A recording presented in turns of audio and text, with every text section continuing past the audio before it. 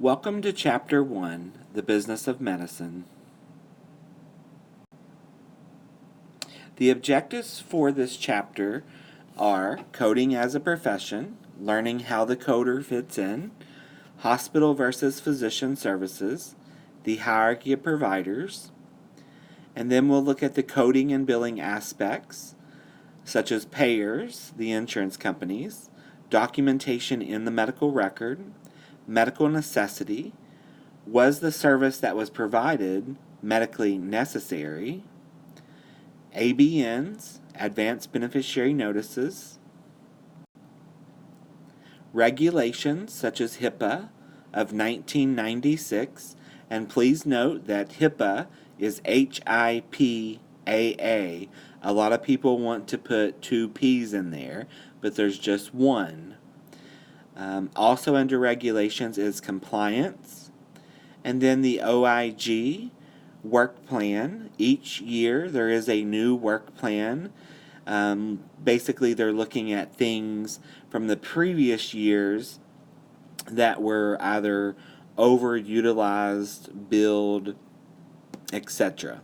And then AAPC will look at the final slide, which shows all the credentials that are currently available with AAPC.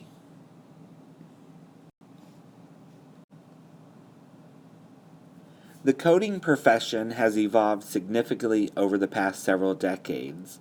There's many possibilities for coders.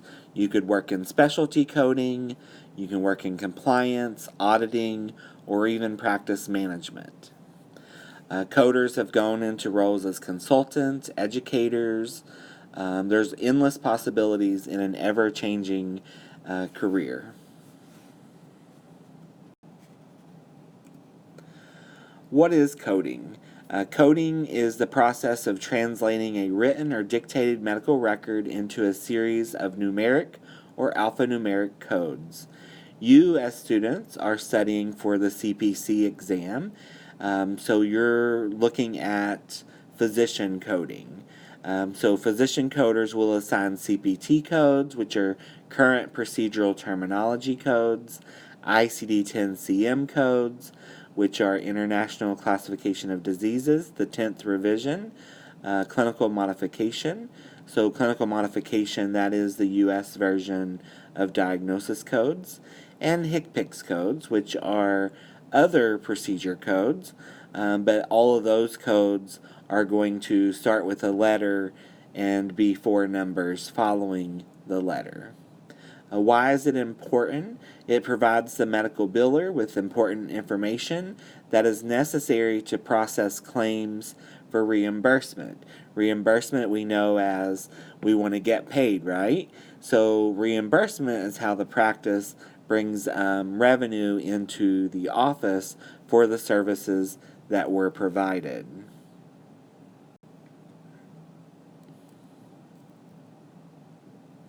Coders are going to regularly communicate with physicians and other healthcare professionals to clarify diagnoses or obtain additional information. Coders are often going to use computer programs to help tabulate and analyze data to improve patient care, better control cost, and provide documentation for use in legal actions or use in research studies. Technicians who specialize in coding are called medical coders or medical coding specialists. Medical coders are going to assign a code to each diagnosis and procedure by using a classification system.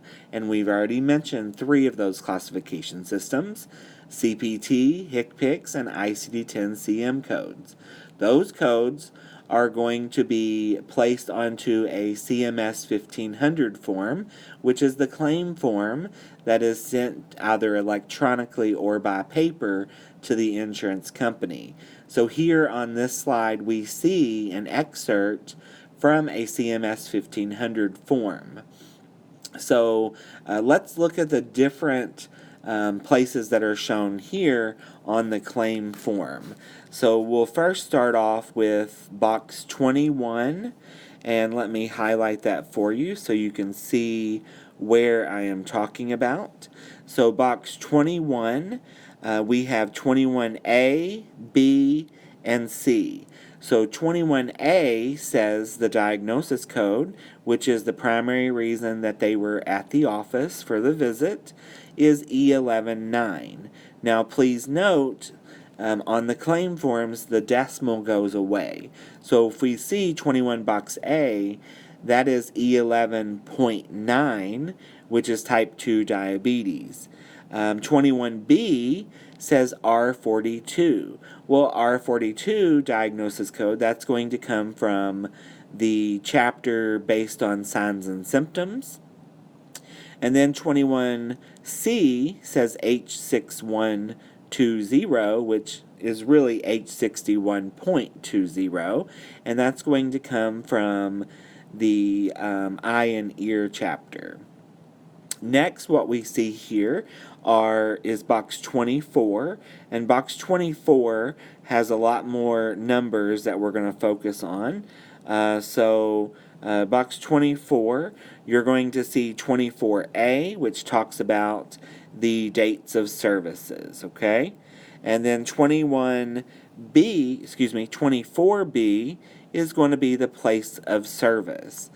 Place of service, you can pull the place of service listing of numbers, the codes that go along with that, from the front cover of your CPT code book. So if you flip open your code book, the CPT code book, you'll see after you flip over the cover, there's the front page will tell you all of the place of service codes. If you scroll down and look at number 11, what does that say? That is for office visits, and this excerpt is for billing of an office visit. Next, we see box 24D. This is where your CPT codes, your HCPCS codes, and your modifiers are going to go. So here we see that they've billed a 99214, which is a level 4 established patient. The modifier they have used for that code is a 25, which says separately identifiable E&M service from another procedure code.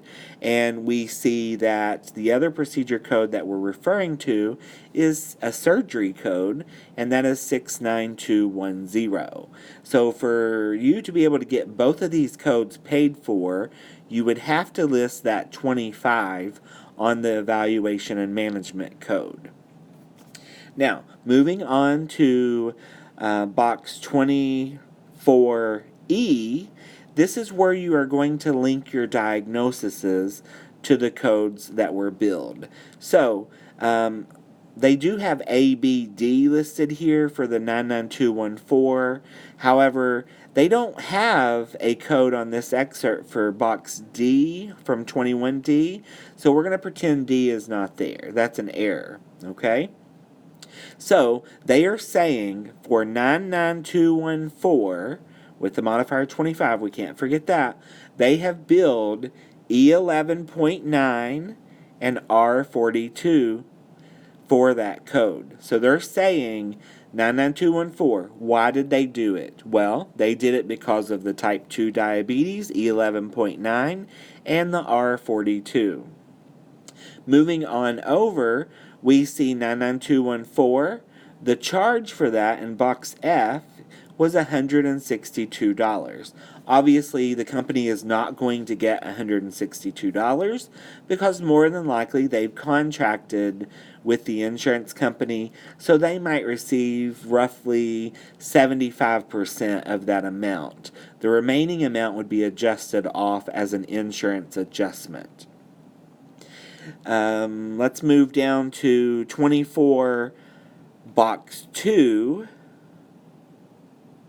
We see that that's the CPT code 69210, which is a surgery code. Why did they do that code? Well, they did that for letter C. So if we come up above to box 21, we see box 21C says H6120. So the reason they did 69210 is because of H61.20. And you can go look up these diagnosis codes in your diagnosis book to see what that code says. The amount for the charge that was billed for 69210 is $76. And then moving on over to box G of 24, we see number of days or units. Well, 99214, a level 4 established patient, they billed 1 unit of that. You're never going to have more than 1 unit of a established E&M code or any type of E&M code. Some of the E&M codes will have more units, but for an office visit, you're never going to have more than that. 69210, they did 1 unit of that as well. Now, just like any procedure that is completed, when you bill a procedure code, you're going to have to bill who did the service. So this box over here is going to be the NPI number, the National Provider Identifier. When ICD-10 went into play, all physicians had tax ID numbers. But when HIPAA and ICD-10 went into HIPAA's been around longer, but when ICD-10 especially went into effect, which was October 1st of 2015, all claims billed must have NPI numbers attached to them. And it's just the rendering provider number. Who carried out that service? Okay? So this is an excerpt from a CMS 1500 form. You got to know pretty much, especially this portion for coding. But if any of the other information is not on there, the claim will not be processed properly. So you want to make sure patient's information is on there, insurance information, all that good stuff.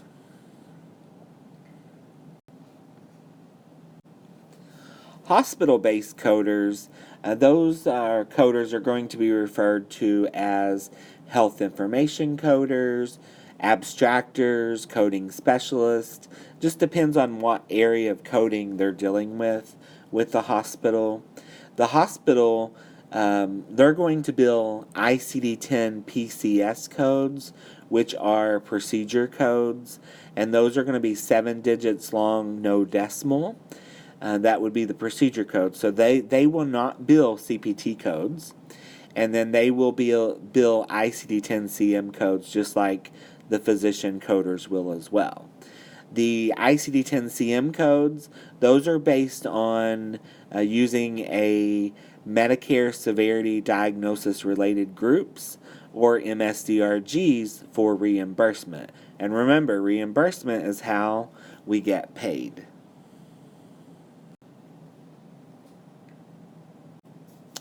Coding, there's updates, there's policies. Those are changed as often as quarterly.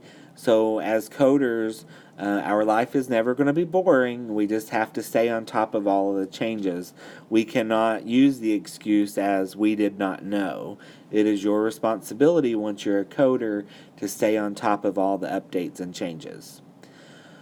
Coding profession is unique, and once mastered, continuing education must be ongoing, especially once you're certified. You've got to keep your CEUs up to date.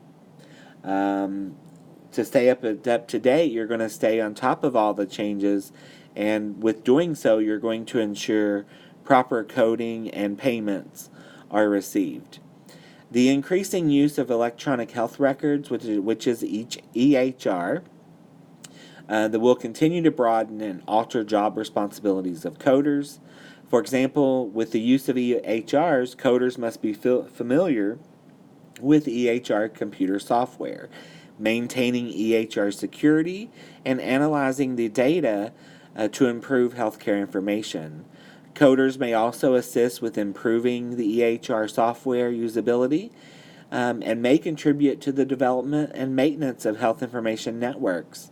The role of a coder may also become more of an auditor as they review the documentation in the visit and make sure the codes that were coded matches the documentation. Because ultimately, if it is not in the medical record, then it didn't happen, and we can't really bill those codes if they do not match. In addition to coding and billing information, you also have to master anatomy and terminology. Coders must be very detail oriented. Simple words such as if and the words and or can completely change a code selection. So you have to pay special attention to the many guidelines when learning the codes. It is very necessary. The guidelines, as you've learned already in diagnosis classes, that the guidelines are going to tell you, hey, this is not correct, choose this other code. So remember, you have to pay close attention to your guidelines, whether they are diagnosis guidelines, CPT code guidelines, or HCPCS guidelines. When you visit a physician in the office, you typically get a bill from the physician. Although you may also get a second bill from another physician, such as a radiologist, a pathologist, etc. When you visit the hospital, you typically get a bill from the hospital and from each one of the physicians involved in your care. Codes for physician services report the work and overhead of the physician, regardless of where the work was performed. A physician can provide inpatient or outpatient services and can provide those services in a clinic, an ambulatory surgery center, which is ASC, a hospital, or other locations. As we've already mentioned, the physician services are reported using what codes? CPT codes, HCPCS, and ICD-10-CM codes. And what form are those billed on? Correct, a CMS 1500 claim form. On this slide, it's very tiny, but this is the CMS 1500 form, and we looked at just an excerpt of it. We looked at the diagnosis codes, the dates of service, the place of service, CPT codes, where those would be listed, the modifiers, how many units did you do. We looked at the diagnosis pointers and what code is linked to which diagnosis code, how many units did you bill, and then the charges and NPI number.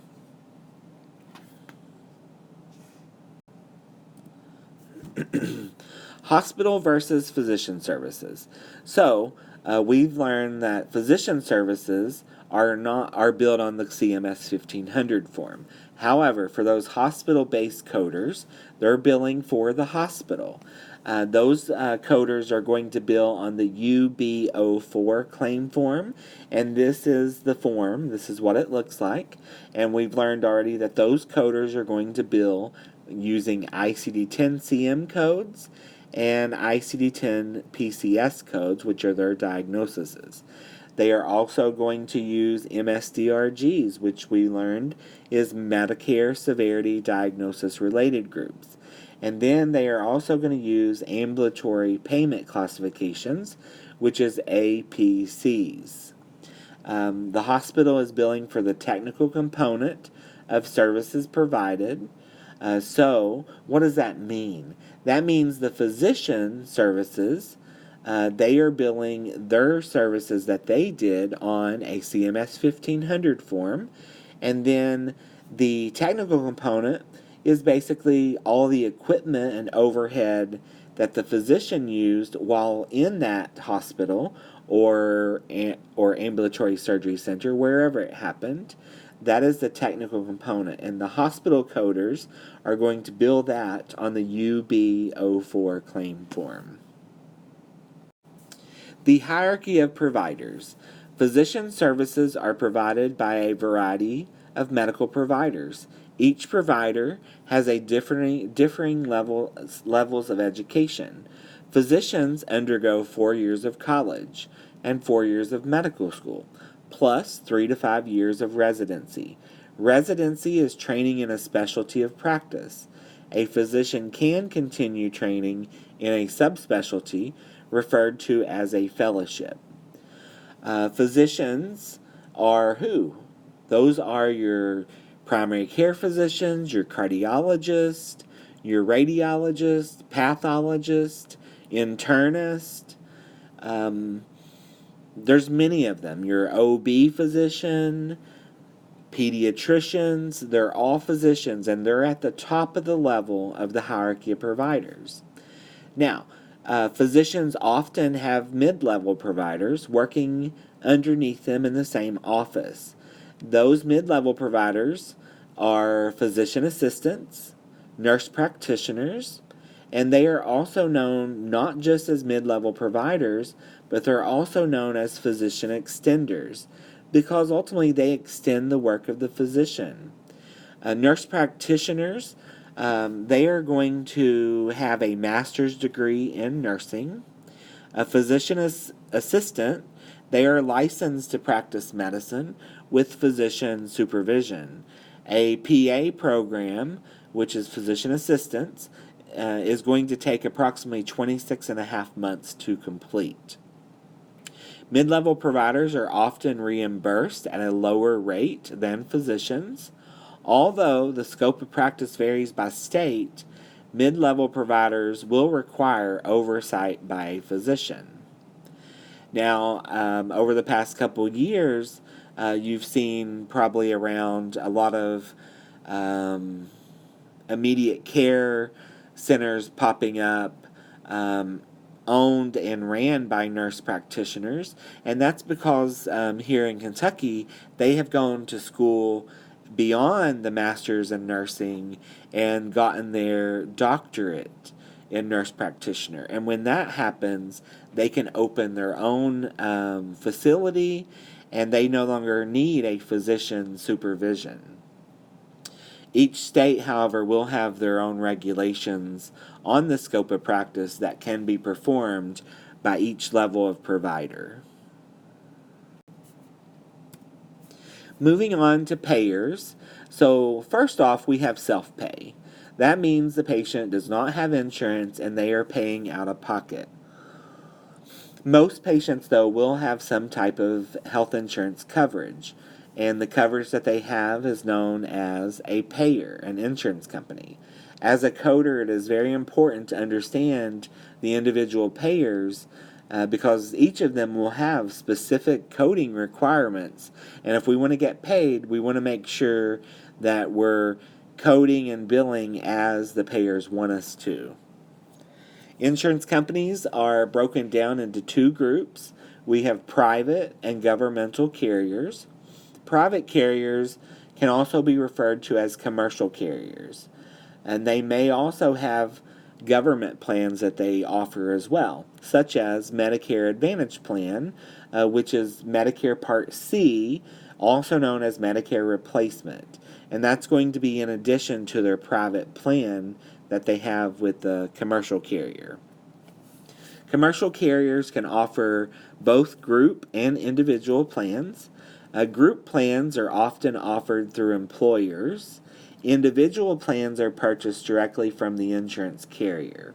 Examples of these commercial carriers include Blue Cross Blue Shield, which is Anthem. We have Aetna, Cigna, United Healthcare, Humana, and many others. Those are the main ones. Government insurers include Medicare. So Medicare, those patients are going to be needing more care. So the first reason Medicare patients need more care, well, who qualifies for Medicare? Those patients who are greater than or equal to age 65, those who are blind or disabled, and those with permanent kidney failure or end-stage renal disease, which is ESRD. Those patients for Medicare that have Medicare, that is funded by federal. So if a patient has Medicare, and let's say they live in Kentucky, but they go to Florida on vacation, well, they still have Medicare of Kentucky. However, the doctor is located where? In Florida. So the physician would bill Medicare of Florida for that patient because it's based on where that physician's office is located. Medicaid is for low income people, and that is sponsored by state and federal. And because of that, if a patient lives in, let's say, North Carolina, that patient, their insurance is sponsored partially by state, so they have to be seen by a physician located in that state. They cannot go to another state and be seen. If they do, then the insurance company will not pay. TRICARE is another government insurance, and that is for active duty service members, National Guard and Reserve members, retirees, families, and survivors worldwide.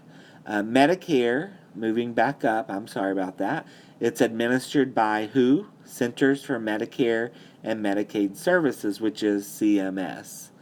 And we know now that Medicare is funded by who? Federal. Medicaid is funded by federal and state resources. This is some important information you might want to jot in your code books. You want to know who qualifies for Medicare, who qualifies for Medicaid, and who qualifies for TRICARE.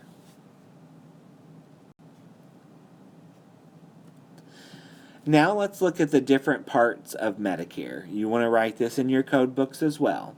Medicare Part A covers inpatient hospital care as well as care provided in skilled nursing facilities, hospice care, and home health care. Now, we got to remember, just because the patient is an inpatient, if the physician sees the patient in inpatient, well, we're billing for the physician, right? We are not billing for the hospital care. So that patient would need to have Medicare Part B as well for the office to be able to get paid. Because what does Part B cover? Medically necessary physician services, outpatient care, and other medical services not covered by Part A. Part C, we've already mentioned, it's also called Medicare Advantage or Medicare Replacement.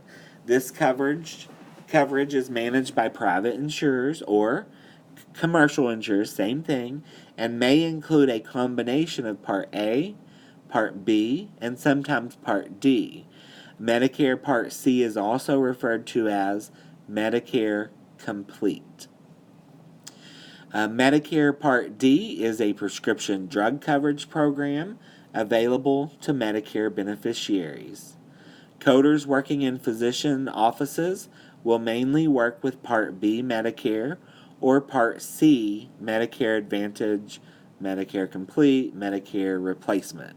All of those that I mentioned there at the end, all of those are same thing. It's Part C.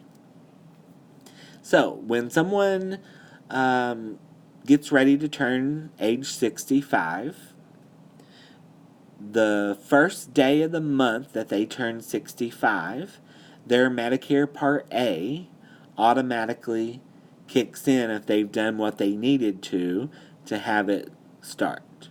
Okay? And they don't have to pay any premiums for Medicare Part A. It's automatically given. Medicare Part B, however, they are going to have to pay a monthly premium to qualify for Part B. And if they want Part D as well, they're going to have to pay a premium each month. So Medicare Part C, this is going to replace Part A, B, and D if the patient chooses to do so.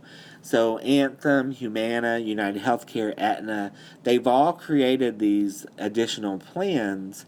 So for example, Humana's plan is called Humana Medicare Replacement, or Anthem's is called Anthem Advantage. So what they've done is they've purchased the patient's Medicare plan, and now the patient no longer uses their Medicare card, they're going to use their Humana or Anthem or which whenever they signed up for. And they're going to pay that premium now to Humana or Anthem or whichever. And they can add in Part A, Part B, and Part D. If they're on a lot of medications, they want to make sure that they list Part D into their plan. That way, they're going to pay hopefully less out of pocket in the long run. Moving on to the medical record. Documentation is the recording of pertinent facts and observations about an individual's health history, their past and present illnesses, their past tests, treatments, and outcomes. The medical record is chronologically documented to assist in continuity of care between different providers. They're going to facilitate claims review and payment and can serve as a legal document if needed. It is imperative that all services provided to a patient be supported and documented in the medical record. A coder is required to read and understand the documentation in a medical record in order to code accurately the services that were rendered. Different types of services are documented in the medical record. E&M visits, which are office visits. Surgery reports, which are op reports. X-rays, labs, etc. There's a long list of documentation that goes into a medical record. Evaluation and management documentation. So you remember earlier on that claim form, the CMS 1500 form, we seen 99214, which I told you was a level 4 established patient. Well, it is highly likely that in that record, the patient's medical record, the visit was documented in a SOAP format. A SOAP, so the S stands for subjective. This is the patient's statement about their health, including their symptoms. So basically, this is the history of an E&M visit. Your history includes chief complaint, history of present illness. History of present illness, what does that mean? Well, if they're here for, let's say, an earache, I want to know the history of that earache. How long has it been going on? What's the quality? How severe is that earache? And the important information. I also want to know the review of systems, the ROS. So if the patient should have done an inventory checklist saying all the systems they were having trouble with or have had in the past. And then the third part of that is your, you've got chief complaint, history of present illness, review of systems, and then you've got your PFSH, which is past, personal, family, and social history. All of that is subjective, the S part of SOAP. Your objective, which is your O, this is basically the exam that occurred by the physician, nurse, PA, nurse practitioner, etc. The provider assesses and documents the patient's illness using observation, which is what? Looking, observing. Palpation, which is touching, pressing, feeling, those types of things. Auscultation, which is listening. I'm sure we've all had a physician listen to our lungs, our heartbeat. And then percussion, which is tapping. Have you ever had someone tap on your knee to check your reflexes? That would be a percussion. So exam is the objective. Moving on to the A, which is assessment. So this is the evaluation and conclusion made by the provider. What kind of diagnoses did they come up with after the physician examined the patient? So that is your assessment. And then your P, which is plan. What is the course of action? What does the patient need to do, or what do we need to order or do to help the patient get to a place of where they are either doing better or completely well. So the A and P in SOAP, that is going to be the medical decision making. And we'll learn more about that once we get to the E&M chapter. Okay, let's take a look at operative report documentation. So any surgical code that is billed, we want to make sure there is an op note to back it up, okay? Might want to write this in your code books as well. You want to know what is included on the header of an op report. You're going to have the date and time of the procedure, the names of the surgeon, co-surgeon, or assistant surgeon. I mean, if you have all of those, you want to make sure all of those names are listed. You want to have the type of anesthesia that was used, and then the anesthesiologist provider name. You are going to have the pre-op and post-op diagnoses listed. And then you are going to have the procedures performed. And then you're going to have a box listed on if there was complications or not during the surgery. The body, you also want to know, so you want to write this in your book, what might be included on the body of the op report. You're going to have the indication for the surgery, the details of the procedure, or procedures. So what happened during that surgery? Did you do the procedures that were listed at the top of the op report? And did you do more procedures that were not listed above? And then you want to have the findings. So what was found during the surgery, after the surgery, those types of things. So some of these findings might be diagnosis codes. It might say impression sometimes, or indications. Those are diagnosis codes. So you can pull those if they're not listed above in the pre and post in the post-op diagnoses. You can use that information to help you code the ICD-10 codes. The op report, here's some coding tips for us. As you're reading that, you want to highlight unfamiliar words. And obviously, if you're not taking a test, you can use Google, you can use a medical dictionary. Those are going to help you to understand what is occurring. Those words that you are not familiar with could be medical terms and anatomic landmarks, or the medical procedure. You can go to YouTube almost always and look up surgical procedures and watch surgical procedures so you can see what's actually being done. So what you're doing is researching to help you to understand. Here is an example of description of the procedure that occurred. So the person that's highlighted this one for us, they've highlighted some important words that maybe they did not understand, and then they could look them up to help them get a better understanding of what occurred. Op report coding tips continued. So here it talks about diagnosis code reporting. So you're going to have a pre-op diagnosis and a post-op diagnosis on there. Many times they're exactly the same, so it doesn't matter, but you're going to go off of what the post-op diagnosis says. Unless there's further defined diagnoses or additional diagnoses found in the body of the op report or the findings section of the op report. If it reads a path report is available, you are going to use the findings from the path report. If the path report is pending, then we need to code on what we know, not what we suspect. Here is another excerpt from an op report.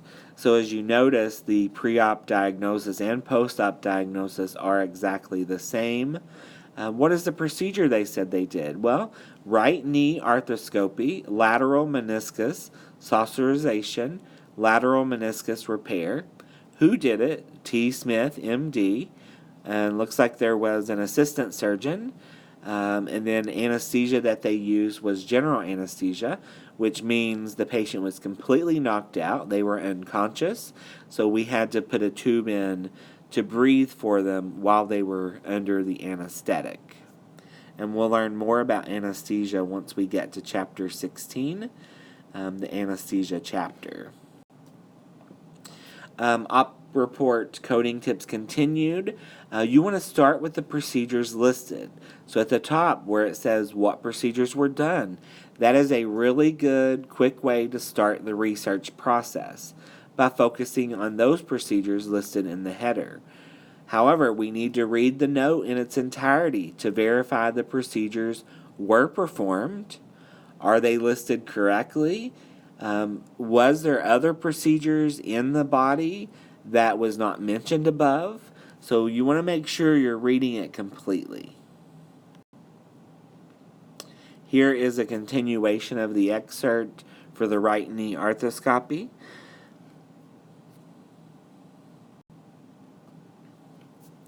And lastly, op report coding tips. Look for keywords such as locations, anatomical structures involved, the surgical approach. What does surgical approach mean? So let's say we are working on something in the chest. Well, how did we get in there to work on that organ or vessel? Let's say we went in via the neck. So another term for neck would be cervical, right? So we did the procedure via a cervical approach. Just remember, approach words. How did you go about getting in there to do whatever you needed to do? You can also look out for procedure methods, such as debridement, drainages, incision, repair, biopsy, etc. Then you have different types of procedures. You have open, closed, simple, intermediate. You also want to look out for size and number. Were there any special surgical instruments used during the procedure as well? Those are going to help you choose the correct code.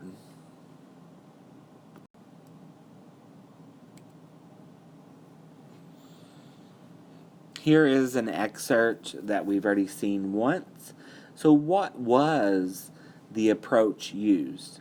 Well, the approach here was laparoscopically. And if we look, we can see where they mention laparoscopic. Well, they don't actually mention the word, so that's the hard part sometime. But if we highlight, let me highlight for you, they're going to mention that the standard 3-portal knee scope was performed. Well, that says they did a laparoscopic approach. So we mentioned approach, right? How did they go about getting in there to do the procedure? So in this case, anytime you see portals, well, they're making a portal to get that endoscope into the area to do the procedure. When you are coding an op report, as I've mentioned already, you need to be sure to read the body. All procedures reported should be documented within the body of the report. The body may also indicate if a procedure was abandoned, complicated, extensive, or extra time was needed. So if you look at this little excerpt, it says 2 hours were spent in lysis of adhesions and to identify the point of obstruction and the limits of the hernia. So it took 2 hours just for that area. So what does that imply? Well, there was extra time needed to carry out this procedure. Moving on to medical necessity. As we all know, just because there is a code doesn't mean that the provider will be reimbursed. In order for an insurance company to reimburse a service, they have to believe it was medically necessary. According to CMS, the definition of medical necessity is services or supplies that are proper and needed for the diagnosis or treatment of the medical condition. Services or supplies that are provided for the diagnosis, direct care, and treatment of the medical condition. Services or supplies that meet the standards of good medical practice in the local area. And services or supplies that aren't mainly for the convenience of you or the doctor.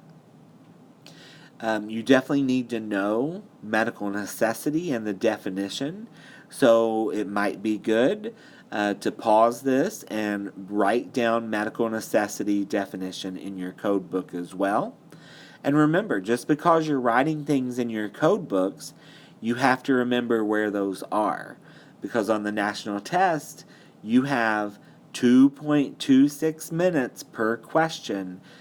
So you want to make sure you are putting all your information in an area where you know you'll be able to find it when the time comes. Okay, National Coverage Determinations, or NCDs. There are regulations that govern medical necessity found in the Social Security Act. CMS develops these policies based on items or services that are covered by the Act. CMS is not allowed to cover any items or services unless it has been put through the legal requirements. The statutory and policy framework within which national coverage decisions are made may be found in the Title XVIII of the Social Security Act and in Medicare regulations and rulings. National coverage determinations describe whether specific medical items, services, treatments, procedures, or technologies can be paid for under Medicare.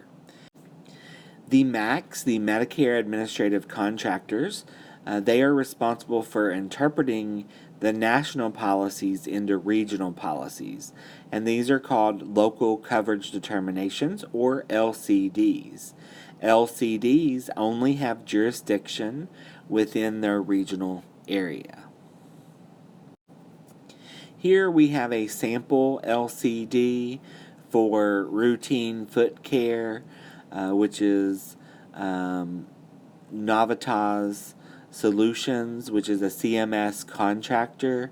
So a CMS contractor meaning MAC, a Medicare Administrative Contractor. This snapshot shows the contractor name and numbers and what type of MAC contractor they are.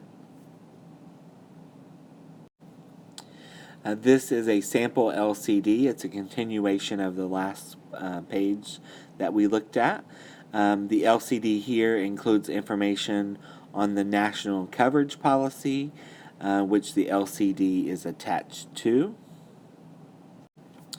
I'm not really sure what happened to this slide, so what I need you to pay attention to on this slide is the box I am highlighting. So this is a continuation of that LCD on the previous two slides. So this is explaining when services is indicated or considered medically necessary. This is only a portion of the indications listed on that LCD. This is a continuation of that LCD. It just gives us more information on the coverage limitations and when something may be covered. On this portion of the same LCD that we've seen in the last several slides, this is listing the CPT codes and the HCPCS codes and telling us what those codes are. So this LCD is in relationship to those codes listed. This portion of the LCD, it's still a continuation. These are the diagnosis codes that we would be able to bill those procedure codes we've seen on the last slide. So if you don't have one of these listed diagnoses, then you can't bill that code and expect to get paid for it. And this is only an excerpt. There's more diagnoses other than the ones listed here. This is just an excerpt on showing you what it looks like. An advanced beneficiary notice, so an ABN. Providers should use an ABN when a Medicare beneficiary requests or agrees to receive a procedure or service that Medicare may not cover. The ABN is a standardized form, and it is shown here on the screen. It is a standardized form that explains to the patient why Medicare may deny the service or procedure. An ABN ultimately protects the provider's financial interest by creating a paper trail that CMS requires before a provider can bill the patient for payment if Medicare denies the coverage for the stated service or procedure. This form would need to be filled out completely prior to the service being given to the patient. They must agree to the service.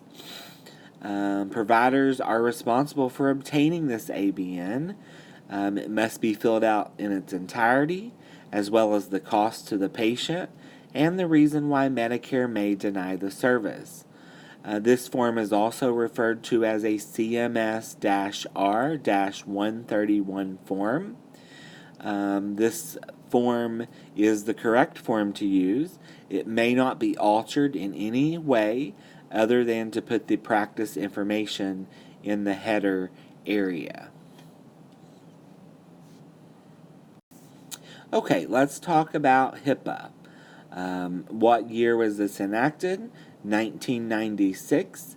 It is Health Insurance Portability and Accountability Act. There are different parts of HIPAA. So in healthcare, the industry is heavily regulated. HIPAA is a 5-part act, but the part most concerning to the position of a medical coder is Title II, which is also known as the Administration Simplification. This addresses national standards for electronic transactions and code sets.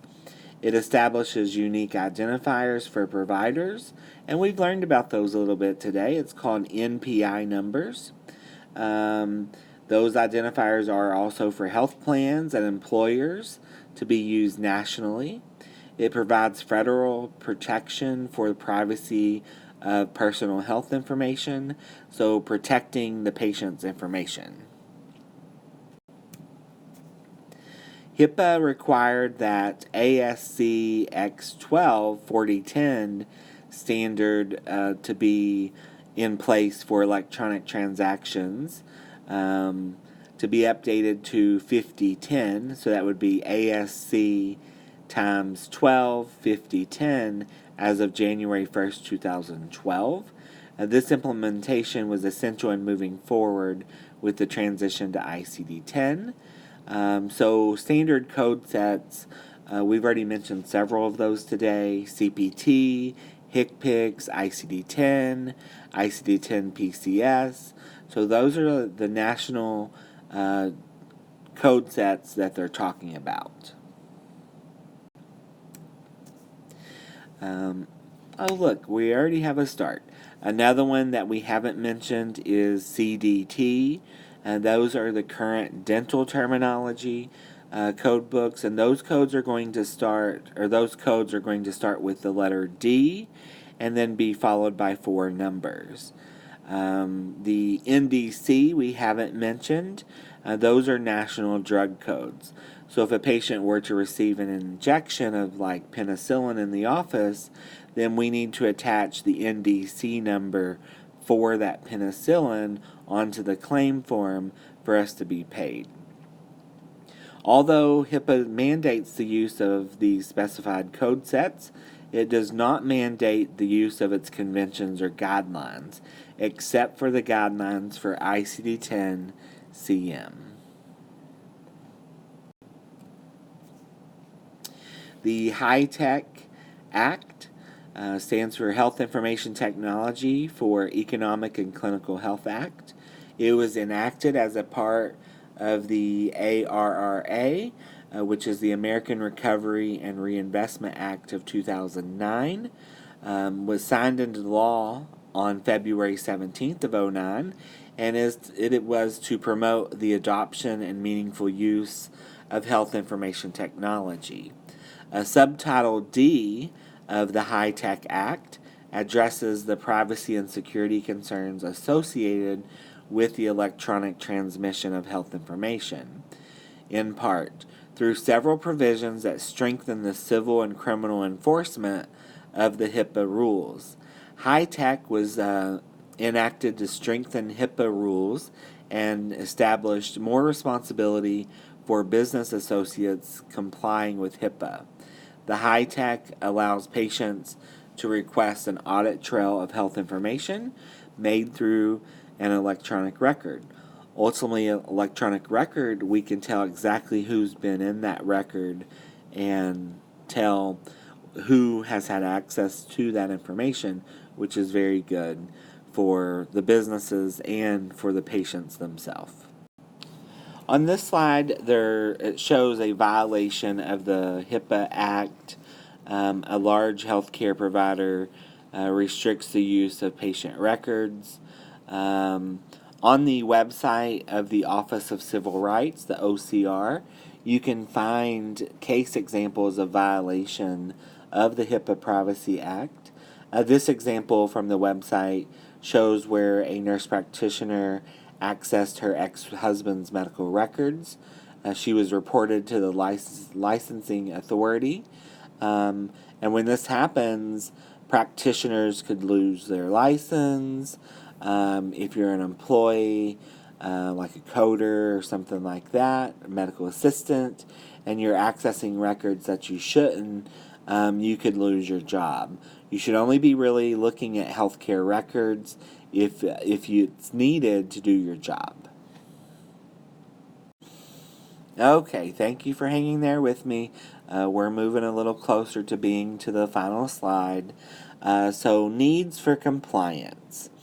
The OIG, Office of Inspector General, acknowledges that patient care is and should be the first priority of a physician practice. However, a practice's focus on patient care can be enhanced by the adoption of a voluntary compliance program. A voluntary compliance program provides physician practices with many benefits, including faster and more accurate payment of claims, diminished changes of payer audits, and sending a signal to employees that compliance is a priority. Although a compliance plan is currently voluntary, the Patient Protection and Affordable Health Care Act of 2010 does require physicians who treat Medicare and Medicaid beneficiaries to establish a compliance plan. The effective date of that will be set by future legislation.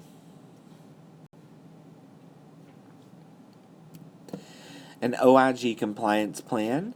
There are 7 successful key actions to create a working good compliance program. You want to write these in your code book somewhere.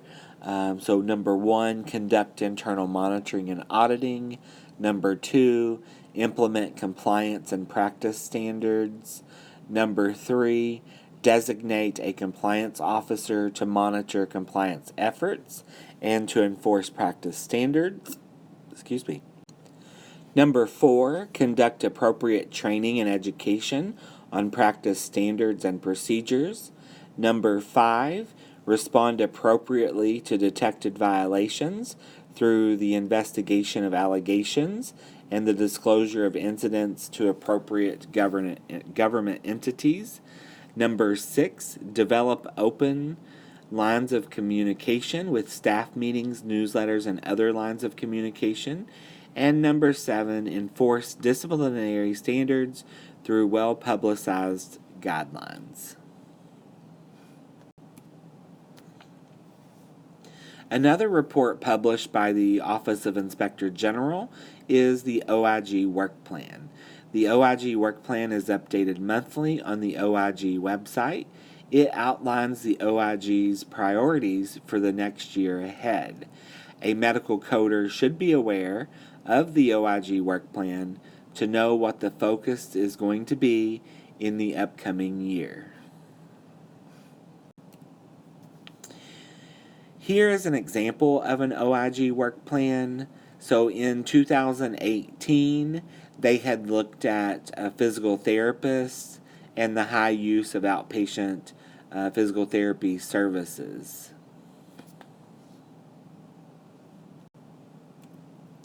Here is another example of an OIG work plan, which was in 2016. In 2016, they wanted to know why there was such a high use of sleep testing procedures, and the codes here listed was 95810 and 95811. Those codes are for sleep studies, and in 2016, the charges for those totaled approximately $415 million, which was showed a high utilization of those sleep testing procedures. And our final slide. AAPC, the American Academy of Professional Coders, was found in 1988 to provide education and professional certification to physician-based medical coders and to elevate the standards of medical coding by providing student training, certification, and ongoing education, networking, and job opportunities. Through local chapters, AAPC members can obtain continuing education, gain leadership skills, and networking. On this slide here, we see many credentials that you can earn through AAPC. The one that you are currently studying for is the CPC, which is the Certified Professional Coder. If you decided to, you could go on to do the COC, which is Certified Outpatient Coder. For that test, you would need the same 3 books that you are learning from right now, the ICD-10-CM, the CPT, and the HCPCS code. Moving on over, you have the CIC, which is the Certified Inpatient Coder, and that test is going to require an ICD-10-CM book, which you already have, and then the ICD-10 PCS code book. The next one over is the CPC Payer, and that you would be taking a test as a coder for the insurance company. Then you have the CRC, which is the Certified Risk Adjustment Coder, and that is only going to require your ICD-10 code book.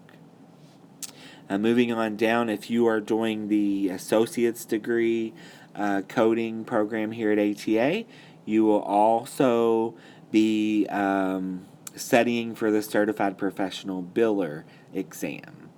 Later on down the road, after you have your CPC, maybe your CPB, and other credentials, all these others are other credentials. The ones at the bottom here, these 2 rows, those are for specialty coding. So if you decided to, let's say, specialize in urology, so there's a credential for Certified Urological Coder. These others up here, you have the CPMA, which is for medical record auditing, basically going through the medical record, looking at what was billed, did it match documentation, and those types of things. This next one over is the CDEO, which is a Certified Documentation Expert. Next is CPCO, which is Certified Professional Compliance Officer, making sure that the company is in compliance with all rules and regulations. And then this last one here is the Certified Professional Practice Manager certification that AAPC offers. All of these exams AAPC offers, you have 5 hours and 40 minutes to do the exam. At some point in the next quarter or so, I will be registering you for your membership through AAPC. And then as it gets closer to national exam time, I will be scheduling your exam for you as well. So welcome to AAPC and your coding courses. Thank you.